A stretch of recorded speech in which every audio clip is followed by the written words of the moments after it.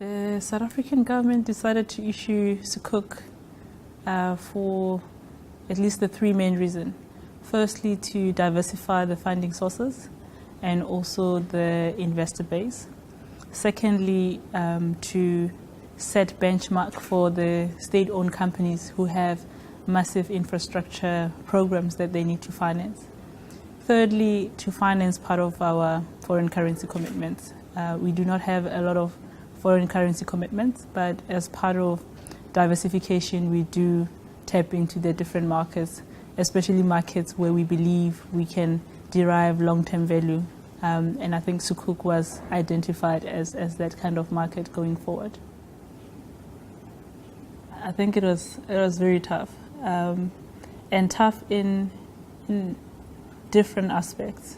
I think the first, even before having to issue a request for proposal from the banks who ended up being mandated to arrange the transaction. The biggest challenge was ourselves having to understand this product. I mean, it sounds great to just say I'm going to issue a sukuk, but the nuances of the market, I think, were tough. The structure or the model that we use for financing has never required something to have an asset or based on an asset. So this particular one was relatively difficult. So we had to get our heads around why do you need an asset to be able to structure this product. So education for the team that was working on the execution, education for stakeholders who needed to give us sign off and approval, and also asset identification. Because we don't normally fund using assets, we had to now look for asset registers and understand where the assets are sitting, the valuation of the assets. And I think that was part of what made the process a bit challenging.